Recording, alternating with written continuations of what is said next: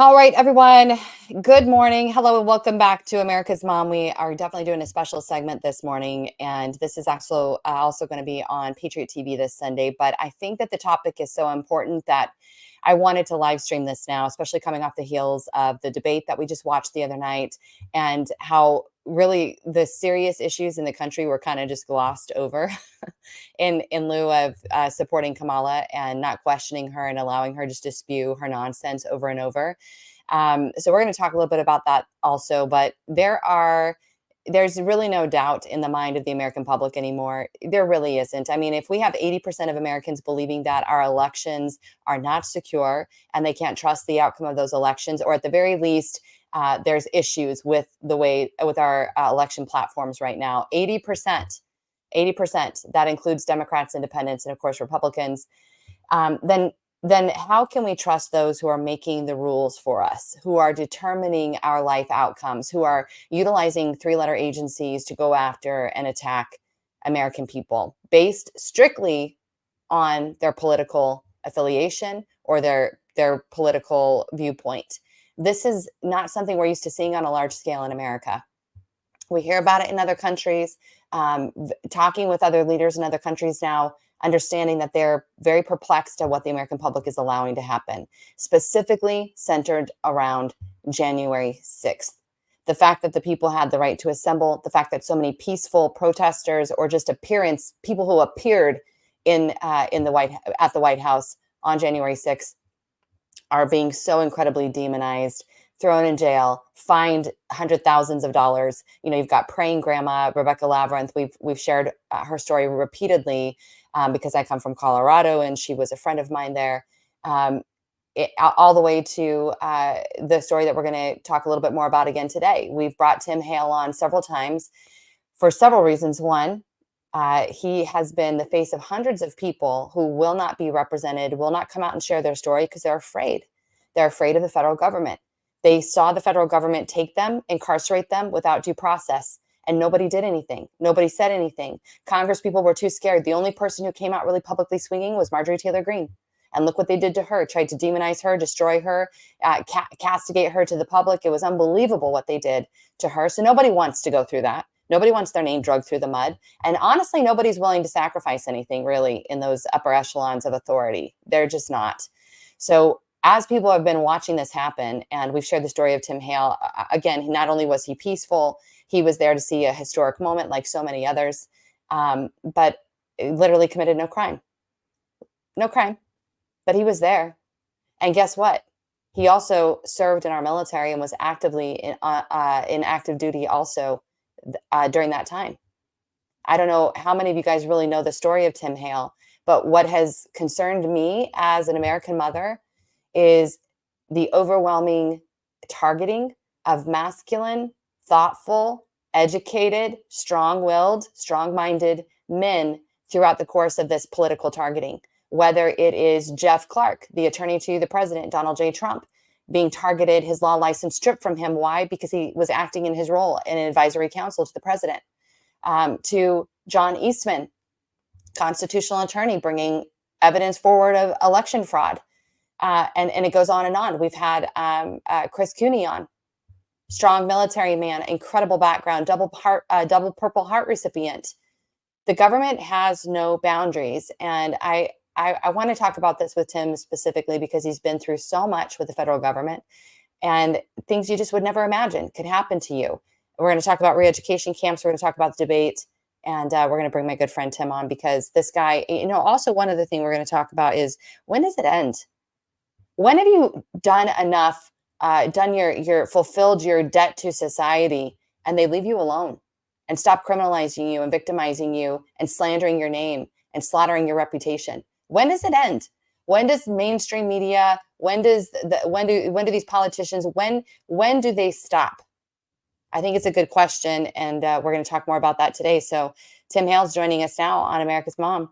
Tim, thank you so much for being with us today. Hey, thank you so much for having me. Good to see Well, you, Shauna. it's always a pleasure. And the last time that we talked and we were filming for Patriot TV, you were going to be giving commentary on a situation that had happened. And we lost that interview, but everyone can actually go watch it on Twitter now, thanks to you, because you did record it in real time, thankfully. I want everybody to go watch that video too. Just the commentary that you deliver. I want people to understand who you are, why it's weird that the MSM, the leftist nut jobs, NPR, why they are coming after you so hard in the public sphere. I mean, you've already paid your debt to, and I say that in quotes because you did nothing wrong. You did nothing criminal on January 6th at all. But as far as they're concerned, paying your debt to society, you go to prison, all this. Spent almost 3 years dealing with all of this, being in prison, and it's still not good enough. It's still not good enough for them. They're still coming after you. They're still maligning you, still targeting you. Why do you think that is? Well, I think that for several key cases revolving around January 6th, I think that narratives were especially important. And so you have these foundational narratives from the very beginning that if you were to lose them, you really lose a lot of all the other narratives you built atop them. Give me an example of that for people who are watching and they really want to understand why this is still going on. Yeah, well, I mean, in terms of narratives, for me, of course, I was the Hitler mustache guy, even though I didn't actually have a Hitler mustache at the Capitol. That was a joke from a year before. You have the guy who stole the lectern, except he didn't actually steal a lectern. He picked it up, he moved it 20 feet, and then he left it. So, but he was still charged, I believe, with robbery or something like that. So, people desecrating the Capitol, which is just not true. You have the QAnon, the shaman dude, which there's a lot there, but I mean, they intentionally tried to make him the face of J6, even though he was one dude in an ocean of thousands, if not millions. You have the Oath Keepers and Proud Boys, who were largely, I mean, for the most part, normal people who basically got set up as patsies. And so, I mean, January 6th revolves around narratives. Some of it's about Q, some of it's about anti-vaxxers, sometimes some of it's about militia this, sometimes, it's all gobbledygook. A million people go there for their own, for whatever reasons, but at the end of the day, it wasn't for an insurrection. But they need these smaller narratives so they can build the broader narrative of the insurrection, where Trump's deranged supporters descended upon the Capitol. Simultaneously, it was a pre-planned plot, conspiracy, and B, it was a spur of the moment thing that happened just because Trump said to go do it at the time. So none of it actually makes sense. It doesn't need to make sense. It just needs to sound good enough to the people on Twitter who put the blue wave in their Twitter handle. So.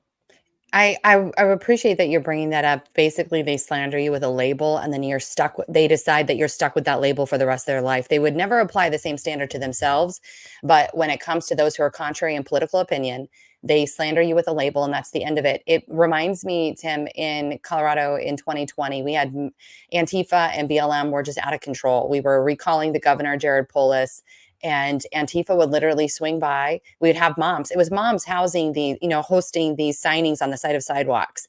And specifically one time in the Denver Capitol, we were out front. We had the petitions. People were stopping to sign it in mass. They were anxious to get rid of that governor who is still in office today. And Antifa, they were riding by on their bikes. They were walking by. They physically assaulted our women, our mothers, and we had nobody to protect us. And I believe it was one of the a 3%er. I hope I'm saying that right. Anyway, no. It was a Proud Boy. It was a Proud Boy. He showed up and we had been filming. I'd put it out on social media. I was like, there's nobody here protecting us. These psychopaths keep coming by, assaulting us, throwing our stuff everywhere, trying to vandalize all of our things here. And there's nobody here helping us. The police won't do anything. And so he was a Proud Boy and showed up. I didn't even know what a Proud Boy was at that time. And he was the only one willing to provide protection for us. So what are you supposed to do? Are you supposed to just say, oh, please, no, go away, because Antifa will never be held accountable. They don't get slandered. They don't have labels put on them. They don't have a search page dedicated to finding BLM aggressors and Antifa aggressors who burned buildings down and assaulted women. But you know what they do have? They have a whole slew of people who I think are probably paid to go and find people who were at the Capitol that day on January 6th, regardless of whether or any crime was committed or not, does not matter. They hunt these people down. And they did. I mean, this is insane. And then the FBI or the DOJ is only too happy to prosecute them. But the same rules are not applying to Antifa or BLM or anybody else who's causing chaos, real chaos in that manner. And so when I think about you and what I've seen them attempting to do, I think it's really interesting. One, I think you're way above the target. You do know how to speak. You do know how to think. You are really educated. You served your country, and you were actually in active duty, right, at the time of January 6th. Yeah, I think it's I want interesting. you to Like talk about that. I know you don't like it when I do that, but I need people to know. Tell us a little bit about your service. it was nothing remarkable. I was an administrator. So, I mean, I wasn't Rambo. I'm not Captain America. I wasn't going overseas fighting the Taliban. Yeah, I primarily worked in an office. I did paperwork. I was an administrator. And that was pretty much it. I ran offices. I was involved in scheduling, stuff like that. And I was occasionally in charge of the, I was in charge of the occasional urine test when I had to drug Oh, test people. Yeah. So that's awesome. one of the, How one long? of, How one long? of the benefits of administration. So I served. I was by the time I was chaptered out after January 6th, it was about 12 years. So I went in after high school, and then for the past few years before J6 as well, I was working for the Navy as a weapons contractor. So I was an Army reservist, and I was also contracting for the Navy as an armed guard, protecting the base and protecting all the naval ordnance that would be used to load the warships. So I had secret security clearances, and nobody suspected I was a domestic terrorist until I walked to the Capitol in a suit. So go figure that. The I mean, mhm. I You was you just gonna do have say, like, you have a certain association though. You do. You have a certain association that has really become a loud voice for um, advocating for the families that are left behind from January 6th. We'll talk about that a little bit more in a few minutes here. But I mean, I think it's just really important people understand. So you have these clearances. You're already working for the military. You're working for the government, and within a week after January 6th, you were picked up. And I really want you to walk through exactly what happened when they came to get you. Tell us everything that went down. right. So it's hard to know exactly the timeline because the feds who investigated me lied so much in their papers. Mm, So my discovery is full of inconsistencies. Initially, what they had said was the day after January 6th, my roommate, who was in the Navy, was a gentleman I'd lived with for 3 years, a friend of mine, that he reached out to them on January 7th to warn them that I was at the Capitol. And so they started working with him because he volunteered to help them out. But other papers and even the testimony in at my trial actually indicates that no, that never happened. They reached out to him January 12th, and they came to my house actually looking for me, and they found him. And they basically, it seems like they strong armed him into wearing a wire so they could incriminate me or get mm. me to incriminate myself. So there's that. But I also have suspicions that there were other assets that either were following me at the Capitol based on the way my statement of facts is written. I also believe there's a possibility. Well, it's not the possibility. I know for a fact that the management that I contracted for the company I contracted for, I was the union rep. So some far right extremist. I was actually in charge of a labor union for the contractors. The management hated me because I always enforced labor. I defended labor rights. I always enforced the labor laws, much to their chagrin. And so management tipped off the feds, and they reported me to NCIS. And they were spreading lies about me to smear me so they get rid of me because I was investigating the company. So this is where they were able to get a lot of the smears initially, so they could deny me bail. They tried to get rid of me, and so a lot of this stuff compounds. It's kind of convoluted, Wow. So but I had killed two birds with one stone. I mean, this is pretty incredible. Yeah. I yeah, see where you're I had a going with that. lot of daggers in my back. It was kind of the perfect storm. I guess maybe I'm an anomaly there, but I do think a lot of people from January 6th, not just Proud Boys and Oath Keepers, I think a lot of people were being watched before January 6th, and so I think it was a perfect. It was they, like you just said, killed two birds with one stone. I think it was a way to set people up as patsies. I think people were being followed, set up, and watched. That wouldn't surprise me at all.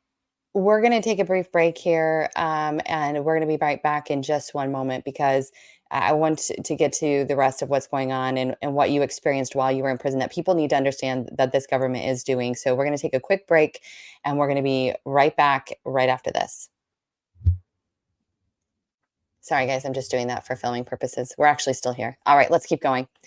So we're here. Yeah, go ahead. Just want to let you know, I think you're. Are you tapping your mic? I keep hearing like a thud from your side. Oh, you know what? It's probably because I'm every time you say something, I'm like slapping my knee. Like these bad. I mean, the idea. Let me just say, when we talk about government and we talk about overreach, I am holding my mic because I'm traveling right now. We're traveling with Tucker Carlson and this incredible movement that he's doing across the country right now through the month of September. Last night was the 5th stop in Oklahoma, and just hearing the incredible government overreach, hearing what government has continued to do to what they call political dissidents. And I'm holding my mic because I'm not in my studio today, obviously.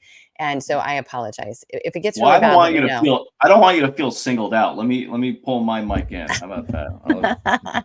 Listen, for recording purposes for our show on Sunday, Michael, all of this is edited. And please make sure to take out my tapping sound on the mic. I'm so offended. Actually, you know what? And actually, I'm going to pause for just 1 second in reality for real, only because I just realized that my battery is dying. So hang on just 1 sec. Don't do anything crazy. You're going to have the screen for like 5 seconds. Okay. 1 second. I didn't realize my thing was doing this. Is 1 sec.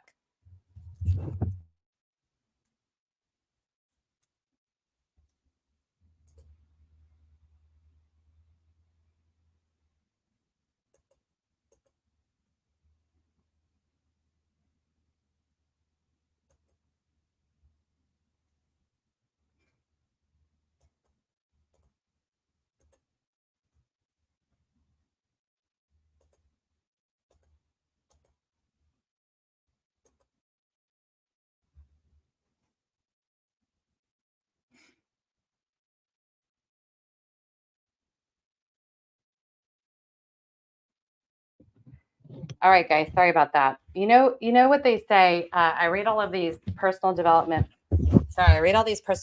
books, and they're always like, perfection is the enemy of progress. Well, and so some people will just plan, and then they'll never, ever execute. That is not my problem at all. I execute and then I wait to plan until it's all over. So which, it works because when you have a Michael, they'll just go in and fix everything that you've done. So I'm so grateful for Michael. Thank you very much. So Tim, let's get back into this a little bit. First of all, welcome back everybody to America's Mom. We're here with our special guest today, Tim Hale. He is a J6 dissident. He was a political prisoner and deemed a domestic terrorist to this country for showing up on January 6th in his suit and tie and listening to President Trump give a historic speech. He committed no act of violence, no actual crime. And actually, Tim, you're part of the 1512 that affects your sentencing, affects, basically the record of what you supposedly did there at the Capitol. Can you explain a little bit about that? And then we'll get into re-education. Sure. For those who do not know, back in the 80s, there was a statute added to the criminal code of the federal government. This is under what you would call Title 18. Under Title 18, you have a specific statute that was added in the 80s. It's called 18 USC 1512.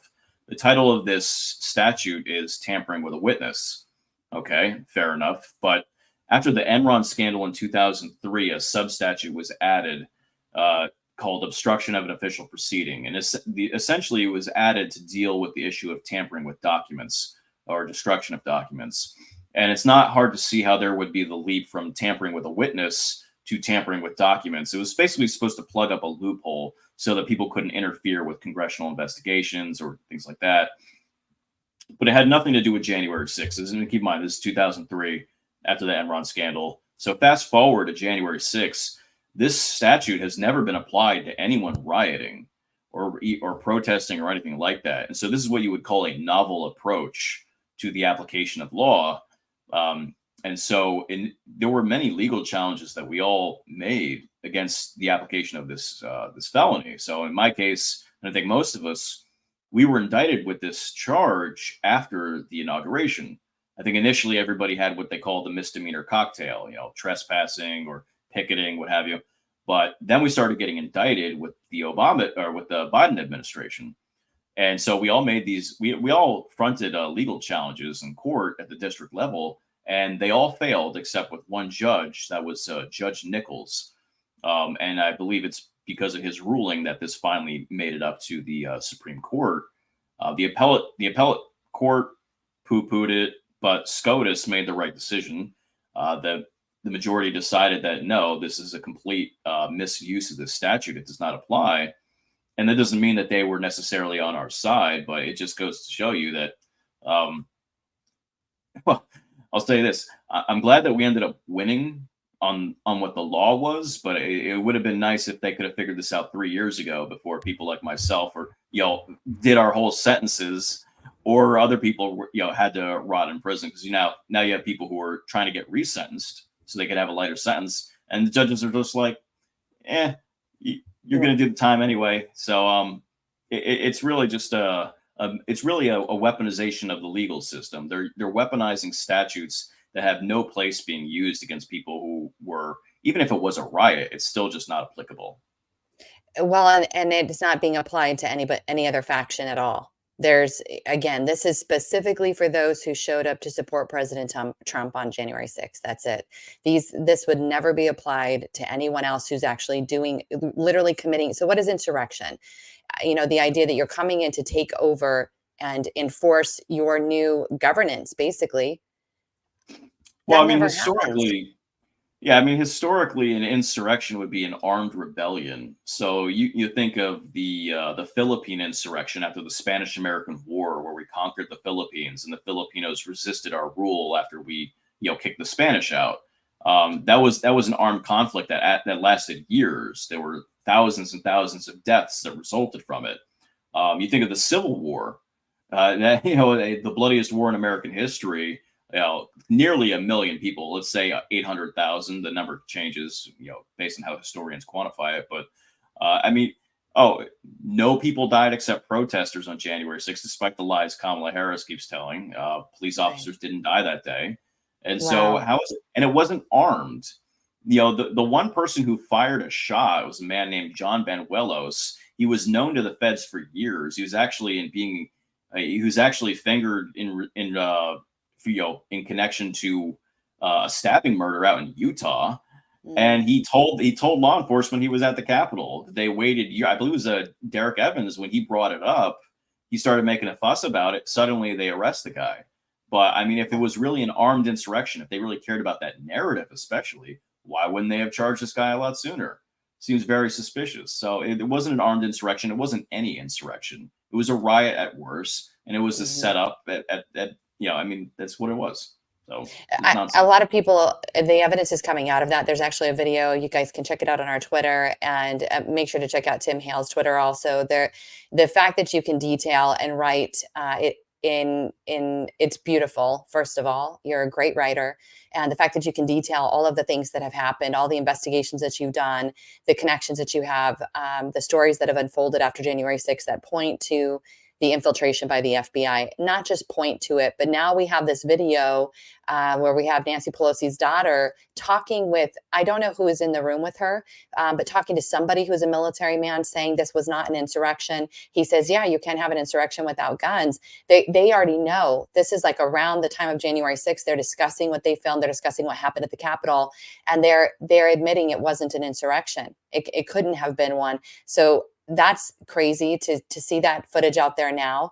But for our purposes today, we literally could, Tim, one day we just need to just go and just let it go until we're spent on the majority of the subjects pertaining to January 6th. But this one is one that's making the rounds right now. And that's what happened after you went to jail. So keeping in mind, guys, obviously there was no due process. You have people being thrown in it's called a DC gulag for a reason, without due process. They were waiting in there for what was going to happen to them next, which is uncommon. You would usually have a bond hearing and go home and live your life until your trial. That is not what has happened here. So when we talk about, can you explain for the people listening why it has been so intense? That's not the right word. Why it's been so unlawful, what has happened to people once they've been picked up. When you were picked up, and you didn't even describe this actually, once they finally got you, the public way that they did it, they waited till you came off the military base, extremely violent swarm of feds encircling you, slamming you to the ground. And again, most of the people who've been picked up and taken in, most of the abuses by the feds, the reason it's so shocking is because they never even tried to do what they could do, which is simply talk to the people. They literally could call them and say, come to the sheriff's office. We have a couple questions for you. They never did that. They never did it. They went balls to the wall, 0 to 60, and just started with violence towards people because they had full consent to do it. So talk a little bit about what that was. What was the problem with the due process specifically? And why were people sitting in, why was it shocking to have people sitting in prison when they hadn't even been sentenced yet? Right. Well, you actually you kind of hint at it with your words when you say shocking. So what they did was they had this policy of shock and awe, as it's been called. And so right at the beginning of this, they wanted to make an example out of a select few people to basically scare the hell out of the country. And I think also in the grander scheme of things, they wanted to coerce any future defendants into taking plea deals and just, bend the knee. But I think, the due process is all over the place. There's so many different aspects of it we could talk about. But I think for a select few of us who ended up being put in the DC jail in particular, though there were other places like Northern Neck, Virginia, there were other facilities that get overlooked, and that's unfortunate. But I think for those of us who got picked up very early on, the spotlight was really on us. And so, for the headlines, for really just for narrative purposes, I think a lot of us had to be made examples of. They tried to make narratives out of us. They denied a lot of us bail over. They denied us bail over egregious and erroneous reasons. So you had in the case of like Billy Cressman, you had Judge Beryl Howell inventing an entire subclass of criminals for January 6th. With the Cressman 6 factors. You had this disgusting treatment of Julian Cater, who they repeatedly lied about murdering Officer Sicknick when he actually died of natural causes the next day. He was denied bail, and then he ends up getting like a 7-year sentence for something he didn't actually do. You have these guys. You have Jose Padilla, who's denied bail because he shook a bike rack after the cops beat him over the head with a riot baton until he passed out like 4 different times. And so like you get these little snippets, you don't hear the real story. And of course, most of these guys get denied their evidence. Eventually, some of us might have seen some of it, but back when it mattered, when it came to defending our character for bail, every time we lose a bail hearing, it goes a bond hearing, it goes a motion for reconsideration hearing, and then it goes to the appellate court for appeal. Every time you lose, that creates new case law, and it just cements that you're not going anywhere. You're going to sit in this gulag until you get convicted by a biased jury. And then the narratives never get dispelled, of course, and they just keep repeating the same nonsense for years. And of course, you don't get a fair and speedy trial in the first place. So in my case, it took me a year and a half, 16 months to get a trial. You're supposed to get one within 70 days if you push for it.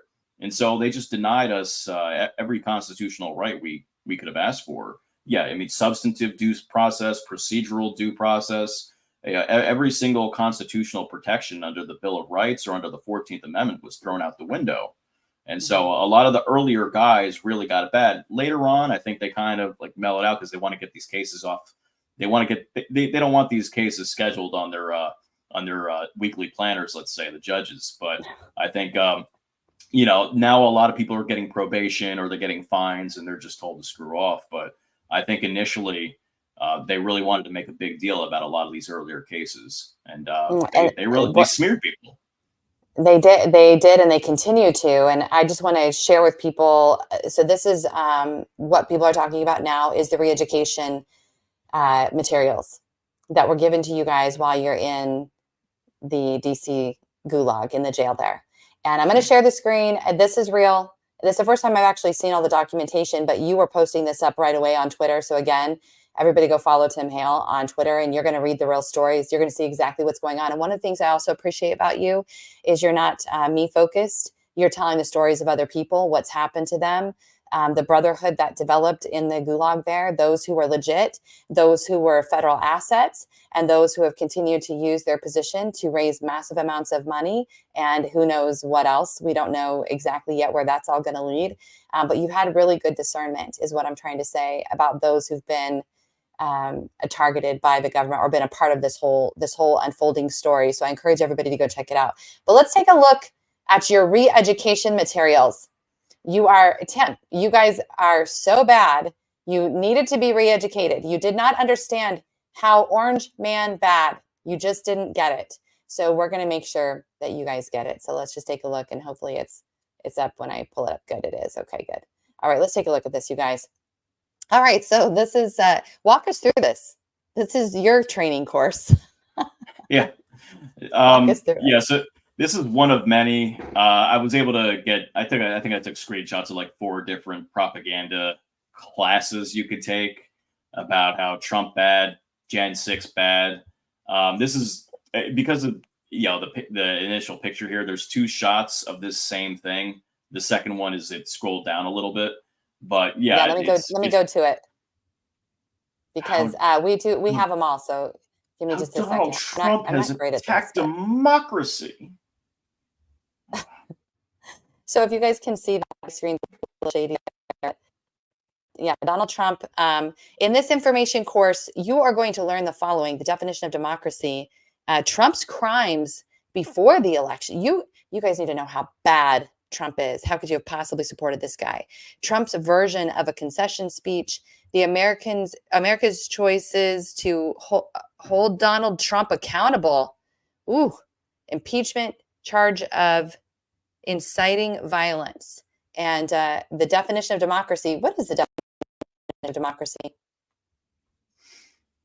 That's actually an interesting topic. It depends on who you ask. In the colloquial sense, there's kind of a people will obfuscate the classical difference between republics and democracies. People will just say, well, we're a representative democracy, whatever. If you read the founding fathers, like in the Federalist Papers, they actually do make a bigger deal about what the distinctions are. And there's reason for that. If you look at like classical democracy under like Athens, it was a direct democracy, but it also had some sort of it's almost like a lottery system, but it's kind of weird, but it wouldn't be recognized today. But democracy, absolutely not. Yeah, democracy is kind of like liberty or freedom, in the colloquial sense. People just kind of throw it out there, like it's this creed, but it really doesn't effectively mean anything when the people who talk about it the most are the people who steal the elections the most. Right. The idea that that purely numbers drive the results is not accurate. That's not correct. Like you said, because they are stealing elections, there are fake ballots. Now they're just using, names of millions of illegals who are here. Those aren't legitimate voters who are voting for things. So the idea of pure democracy always descends into socialism and then into communism. It's just not a thing. It's just not. But I want to look at this really quick here because somebody wrote this who has a real personal beef with President Trump. Bigotry. They want to make sure you guys know that he committed bigotry. And lock him up. You guys can read that in person. You guys can read that there and see exactly what it was that they were so mad about. CNN. It's just like, they tried really hard to make this an actual A to Z, and they didn't do a good job. Like I'm sure there was a better A than Amazon, but oh my word! I know that they also cover on here. They cover the accusations of SA right against Trump. that Yeah, I they mean, want to make sure you guys all know about. We right. can't say the And word because we'll be fined, but yeah, look at this one too. I think Sorry. yeah. Yeah, and it's interesting. Like a lot of these, if you pay attention, you can see the author. This is just like a news article that was ripped off some leftist website. So Oh, these wow. courses aren't even being like a lot of them. Yeah, a lot of it is just propaganda. Some tool at the jail wrote up some liberal arts major, like I don't know, they're interning at the jail. Mhm. I don't know who actually makes all these. I know that there is an education department where they think up crap to feed to inmates. But this in this particular instance, they're literally just ripping leftist articles and giving it to us like it's education. Like, you're not even Mhm. presenting it like it's news, by the way. Like Right. if it was a news tablet or whatever, like that would be one thing. But this is education, and I'm Mhm. sorry, like that's just gobbledygook. Well, Can't. David Z. Morris, I guess we should check his background and see how many letters he has behind his name. There's a whole Yeah. slew of these that you have screenshots of. They're posted up on your Twitter. Also, I invite everybody to go check it out. I'll post it up on mine as well. But this idea that you need to be re-educated into whose version of events, into whose version of reality in America. That's another thing that bothers me so much. This is so indicative of events leading into World War II. You don't have Nazis without serious indoctrination, and they always accuse us of what they are doing. So when I see re-education materials like this, where they are specifically targeting a political figure to drive hate, animosity, to tell you things that have literally nothing to do with your sentencing, it's just bizarre to me. This is clearly propaganda. It's clearly an attempt to indoctrinate and confuse people, and under it all is a massive narrative that we no longer have the right to publicly support the political candidates that we want to support. And that's the most damning thing to me about everything that's happened to you and those in your situation. But when you see re-education materials like this, it's the underline, it's that final little underline exclamation mark where they really show you what they're doing. They are trying to re-educate an entire population, and they Well, it's test it all culture. on you guys first. It's Yeah. cultural Marxism. I mean, I could recognize it, but I mean, the average person might just think that they're just the libtards or whatever. But it is cultural Marxism. I actually sent you under those screenshots of the tablet when it came to the fake news or fake education stuff. If you go a little further Ah, down, I actually right before this I sent you a screenshot of part of my allocution where I was writing about the conditions of the jail for my sentencing, which didn't get that kind of got shelved, but I actually wrote a paragraph. I'm going through all the different books that are available to read. Oh, you can see the little COVID sign there, where the oh COVID yeah. propaganda signs. Yeah, they told us that if we got COVID shots, then we could see our families, see our lawyers, do this, that, the other thing, go to church. It was a total lie. They lied to get people to take the shots, and then they didn't give us any of our rights that they promised us. But and they're Shocking. everywhere. Yeah, and Shocking. if you see any of our photos from inside the jail that I took, like we all have to wear COVID masks like 24/7. Like you'll get yelled at if you don't have a COVID mask, even if you're drinking a cup of coffee or something like that. Half of the guards are so dumb that they would screw with you for not drinking with your mask on. It's like I swear on a stack of Bibles. I know that sounds stupid, but they're stupid. But if you go to right there, I noted like was it white fragility, um Oh the wow. oh yeah, how to be an anti-racist. This book is Men it's just who like, hate men who hate women. yeah, and it's all just LGBT BLM LMNOP gobbledygook. And it's like, again, you mentioned I'm educated or eloquent or whatever, but it's just like I don't like to toot my horn, but I do like to read. And so when you have this national crime library or whatever the hell that you have access to on the same tablet, um, you have some reading material you can choose in terms of books. Like you can digitally rent these books. And so I would look for like chemistry books. I would look for astronomy. I would look for the sciences. I would look for history, and I would find like basically nothing. But if you type in like socialism, you read that there was it like 512 results for socialism Oh, in terms of reading material. But if I look for chemistry, I think there was like a book. Was it a book about candle wax? Yeah, the candle wax book, and it was like a scanned book, a digitally scanned book from like the 1800s. It wasn't, it was just like, it was garbage, hot butt. It was just Yes. garbage. And so, and then there's a little at the bottom there about the infiltration or whatever. But during I there, like you that. can Can you see. read that quote that you put down there, actually? Because this is our ongoing conversation, because there's so much being exposed about the judicial system, about the actual jail system at large, the criminal justice system. So yeah, please read that. Yeah, go for it. There's an unholy alliance between con artist convicts who want to get out of their own cases, law enforcement who's running a training ground for snitches over at the county jail, and the prosecutors who are taking what appears to be the easy route rather than really putting their cases together with solid evidence. And this is from a state case in, I believe, Mississippi in 1989. And this wasn't related to the DC jail, but I found that quote in some legal guides, because I would read legal treatises so that I could better understand the criminal, well, not just the criminal code, but really how the federal system works, how motions are supposed to be done. But anyway, I'm going on a tangent. That quote really epitomized the situation I was dealing with in the jail, and it's just like, you get gaslit. There's so much gaslighting around this. Not just from the perpetrators, but from their enablers, the people who don't have to live with it. We had to live with it in the jail, and so the gaslighting was insane. It was like every day, like someone performs a script in front of you, and then the next day they act like it never happened, like it's Groundhog's Day. And so you have people on the outside who enable these people. They write articles about them. They push their fundraisers. They do this and that. They want to make them the face of J6. It's like, and they're enablers, but it's just like, I can't tolerate that at all. Like, I give people the benefit of the doubt that you're just ignorant, but after a while, it's not an excuse. So you have, I've thrown the number a third.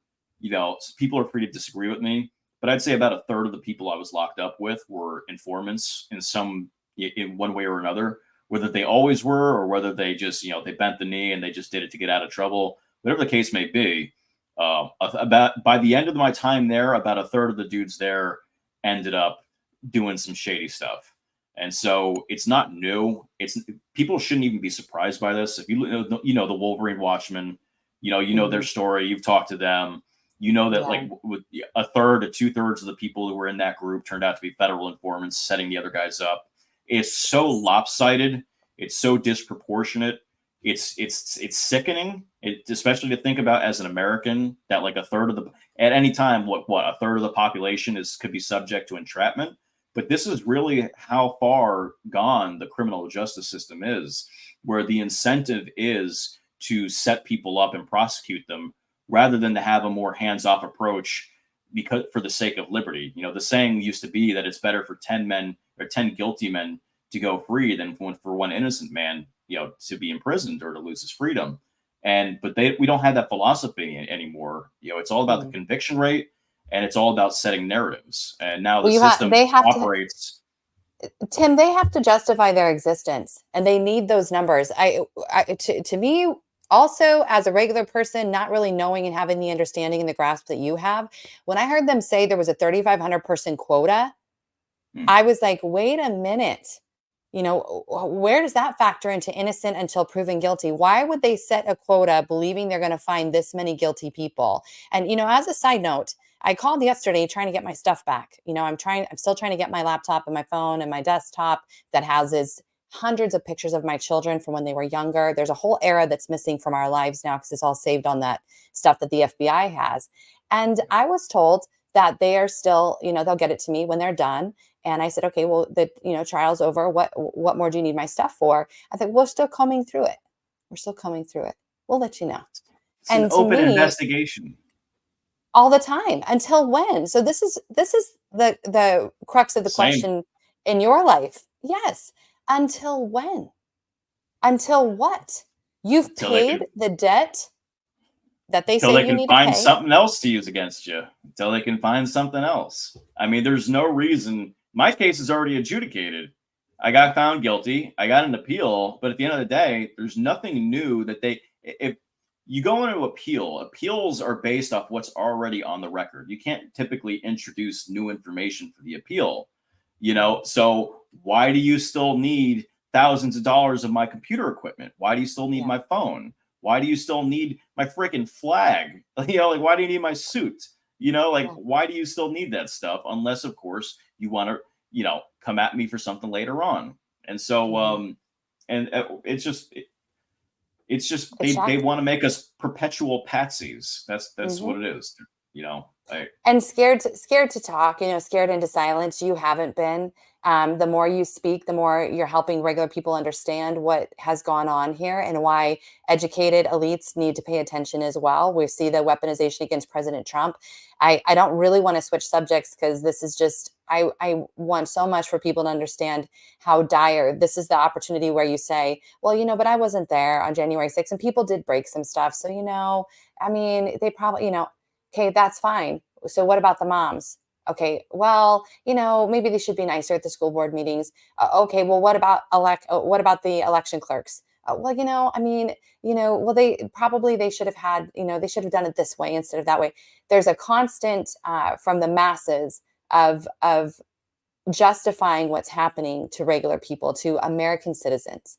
They're justifying it every day while we watch illegals literally get away with murder, but drain all of our resources. The federal government gives them the resources, they commit crimes, and then they give them more resources, and there's no justice there.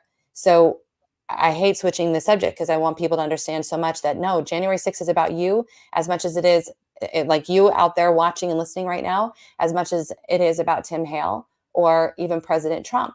And the debate, I have not spoken about this at all. I want your take on this. You're very close, in proximity. New Jersey is so patriotic. I just can't believe it. And people are so interested in politics there, and everybody seems to know what's going on. What is it? What was your take from the debate the other night with Kamala and Trump? Well, I don't really have a pessimistic view of it. I know some people do, but I rather enjoyed it. It would have been nice if it wasn't 3-on-1, but I actually think that Trump did a lot of the things he needed to do. I look at it like this. Well, first off, she got no one-liners. She wasn't funny. She wasn't interesting. She was obnoxious. I studied body language. She was very tense. He threw her off several times, even though she tried to play it off with her fake smiles and stuff. Just because she wasn't cackling doesn't mean she was impressive. Now, I'm sure that she was studying for the debate. She was practicing, blah, blah, blah, blah. But at the end of the day, Trump is hilarious. And what people need to realize is that debates aren't really debates. Debates are propaganda.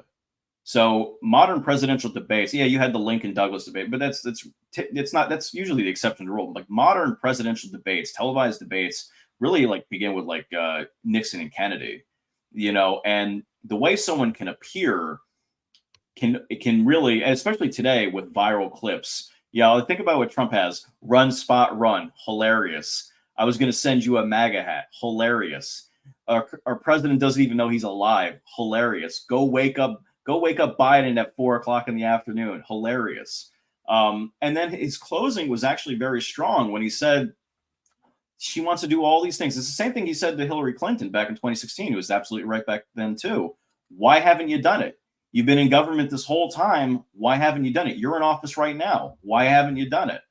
And I think to people who can look past, her weird facial expressions, which is very similar to what Biden was doing with his weird grimaces. I don't, even if you want to say that, she carried herself strong in a sense, like she didn't cry, piss her pants and run away. It's like, okay, but she didn't impress anybody. I don't think anybody who didn't support her is suddenly going to support her. I don't think anybody who did support Trump is going to stop supporting Trump because of that debate. I think if anything, she didn't stand out. It was hard to listen to her because she's obnoxious. And I am biased, but I'm trying to be as analytical as possible here. There are some things Trump could have, brought up more, but frankly, again, it was 3-on-1. And I think that if there were any viral clips whatsoever out of that debate, they all went to Trump. Trump was funny. Trump was strong. When she was trying to stare daggers at him, his presence was more commanding. And when it came to the facts, he was right. And he was even fact checking the fact checking debaters or debate moderators. He caught David Muir, who unfortunately I had to watch every night in prison at 6:30 p.m. every night. Total propagandist. Yeah, he tried to fact check Trump, and Trump fact checked him. So I think that he dominated that debate. Trump bullies people in debates, and it's awesome. And I think that especially you gotta recognize how Trump operates in debates. He abuses the rules.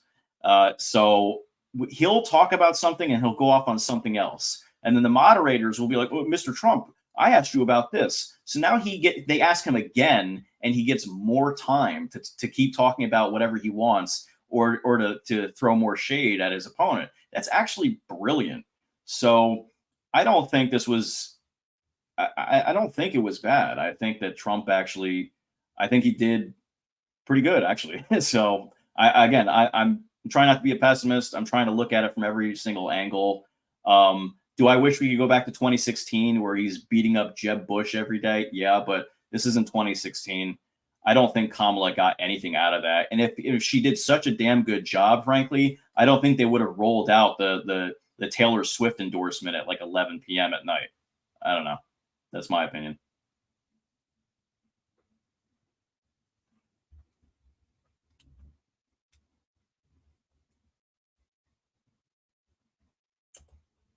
Are you still there?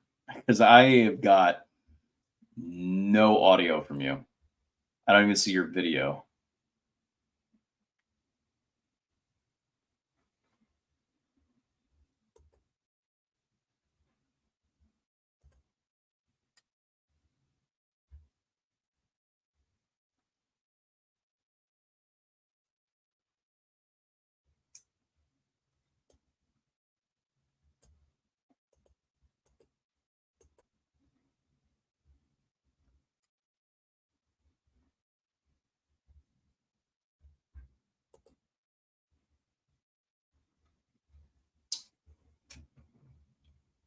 Okay.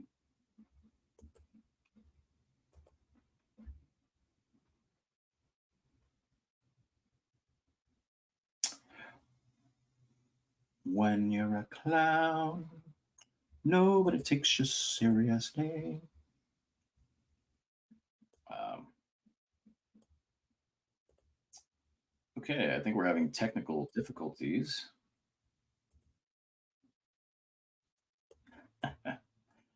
All right. Well, it looks like this is the Tim Show. So, welcome to America's Mom. Uh, I'm mom now. So, welcome to the Tim Hale Show. America's Tim. No more America's Mom. This is now America's Tim. I'm Tim. So how about them feds? They sure suck. Yeah, I thought it was a good debate last night, or whatchamacallit, the other night. I thought it was a good debate. I think Trump dominated as he usually does. I think he bullied the opposition. I think he talked mad blank. I think he threw a lot of shade. And again, when you study the body language, Trump stares straight forward. He doesn't give Kamala the benefit of anything. When she started out, she tried to rush into like his personal space. She runs up to him. She tries to be dominant, tries to be assertive by shaking his hand or whatever first. It didn't play out. She tried to keep up some momentum, and I don't think she had it. I think Kamala's performance was hot ass. All she did was just lie, and it wasn't the kind of lie that the governor of California can get away with. Like he's slick. Bill Clinton is a slick liar, but Kamala just lies, and you can tell she's lying. And it's so bad you have to get the debate moderators to intervene on her behalf. pretty bad. And it's so flagrant. Like I've watched a lot of debates, and the moderators, yeah, they're always biased, but that was so bad. It's like I think even normies are like kind of like disgusted by it. And again, I could be wrong, but I think that hell, I don't know. It just seems like she had so many handicaps, and for what? She was fucking boring. You know, she sucked. She was boring. She sucked. She lied. She had no policies. It's the funniest thing. She has no policy. Her policy is like 4 sentences, like run, spot, run. It was so funny. And that's all people are going to remember. That's all people are going to remember. Nobody cares about the question about global warming. Nobody cares about that. You know. Anyway, I was happy with the results. No complaints from me. There's only so much that he could have fit in with the time that he had, with the dynamic that he had, and he knew what he was getting into. You know, they probably gave her the questions ahead of time, and I'm not making excuses. Like if he did a bad job, for instance, it wouldn't matter if they gave her the questions ahead of time, because he had to have known that. Because Donna Brazile, they gave the question. She gave the question to. She gave the questions to Hillary Clinton back in 2016. So it's not like it's a new thing. No, he knew what he was going into. He walked into the lion's den and he kicked ass. So don't care. Still voting Trump. Well, anyway.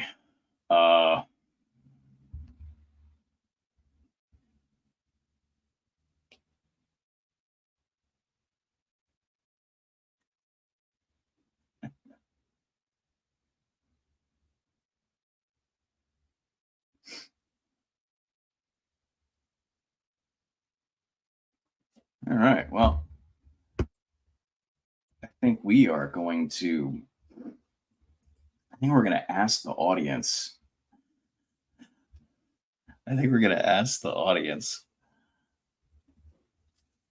What they'd like to see from this stream.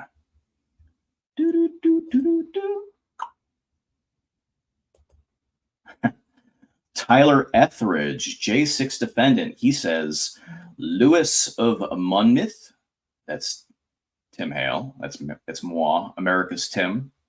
Tyler Etheridge says, Tim is the man.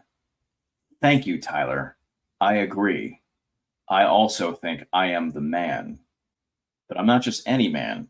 I'm America's Tim. Believe it. What else?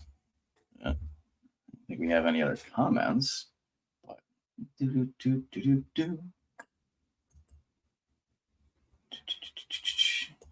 well, yeah, let's talk about some stuff. You know what really grinds my gears? Nobody gave a damn about us after January 6th, but there was this amazing organization that was forged in the fires of adversity. It was called Patriot Freedom Project.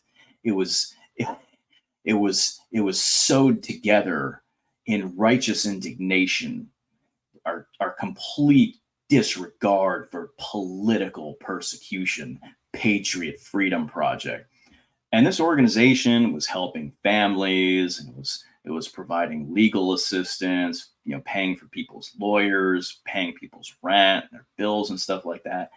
And then all these copycat groups pop out of nowhere.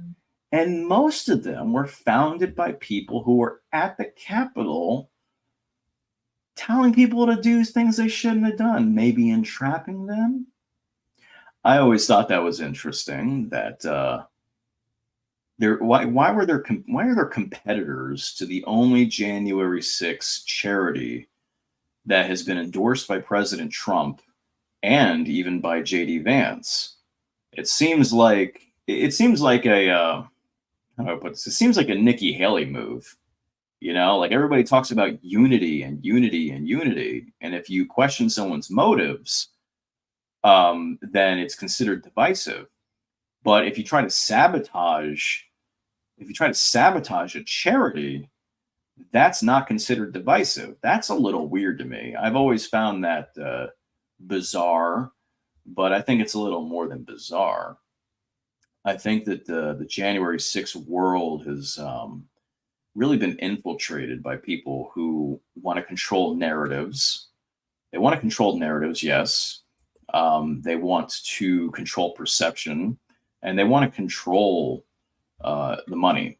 You know, I've often remarked that Give, Send, Go has become the Cayman Islands for January 6ers. And I have nothing against Give, Send, Go personally. I just think that it's really turned into sort of a piggy bank that people could launder money through, you know, while people who really needed help kind of get, they kind of get shooed to the side. Patriot Freedom Project helped damn near everybody who was in the DC gulag with me. PFP has helped J6 defendants in numerous other jails like Northern Neck and all throughout the country. PFP has helped hundreds of defendants, more than any organization involved with January 6th. And it never gets the credit it deserves, despite being the oldest organization, the longest running organization. It's the most successful organization. It's been the most impactful.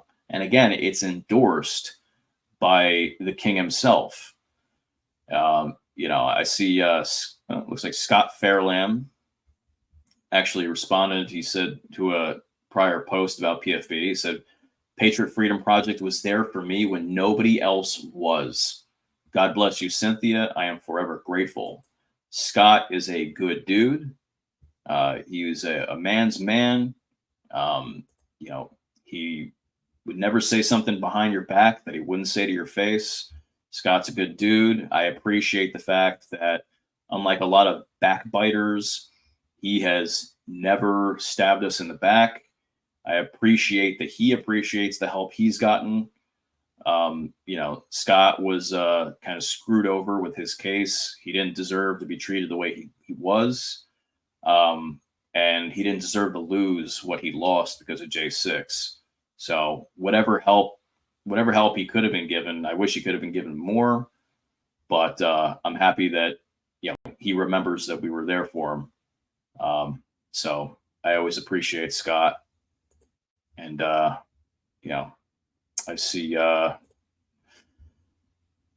Jeremiah Kaplinger. He says the work Patriot Freedom Project has done and continues to do is the greatest relief J6ers could ask for. I'm a J6er, and I'm proud to say Cynthia has nothing but my gratitude and faith in the amazing work she has done. Anyone saying otherwise doesn't know her nor her hard work and dedication. I thank her for all she's done to keep up the great work. And after thanking him, after Cynthia thanked him, he said, "You don't have to thank me for speaking true facts. You've done and continue to do amazing work, and more people need to know and understand that. The Lord has blessed J6ers via the work you do, and his continued strength will propel us all to victory. May God continue to bless you in all your endeavors and your hard work." That is also a good dude.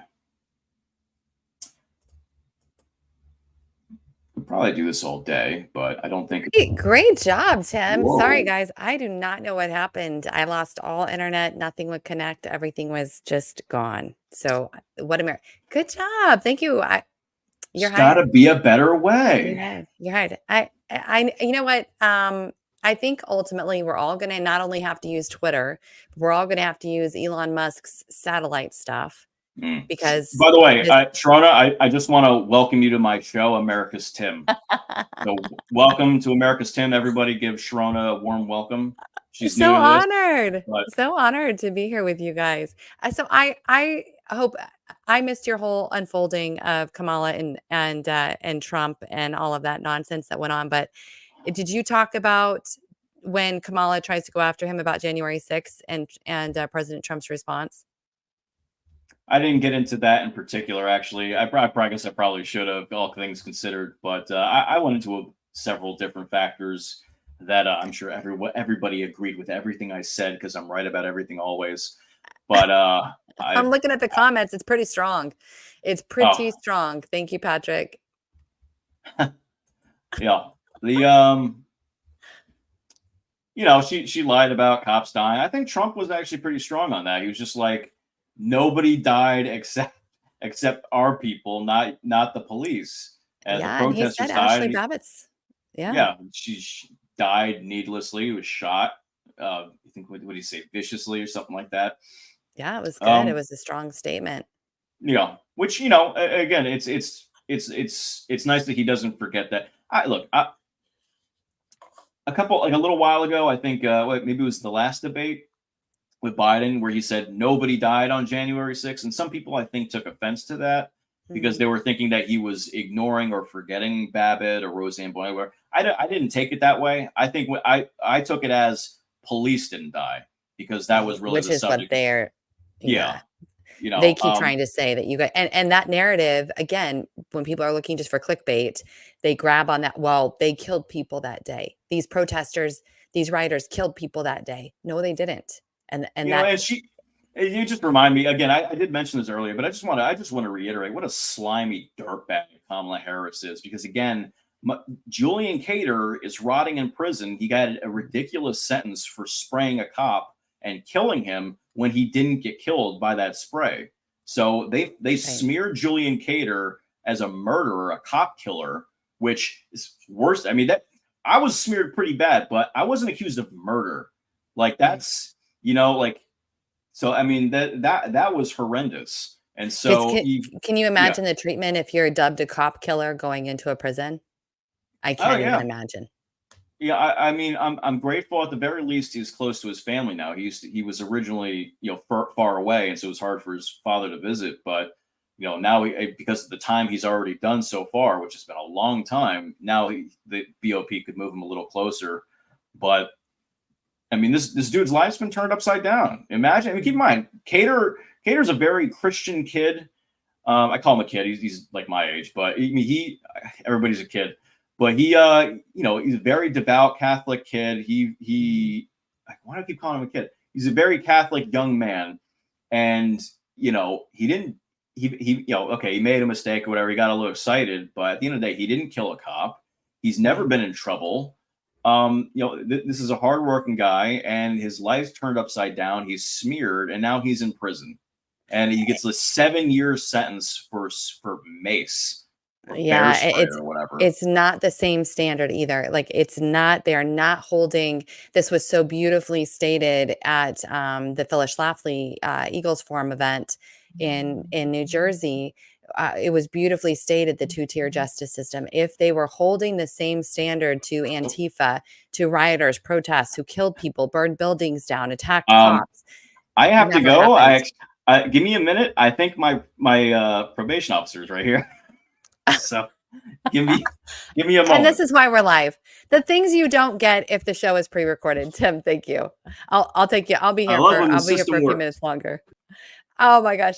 Seriously, in live just gives you all kinds of gifts and all kinds of challenges. So, you guys, thank you so much for being with us today. And just to kind of wrap this up, at least for today, the the reality is the political targeting is not going to stop. Kamala Harris has been very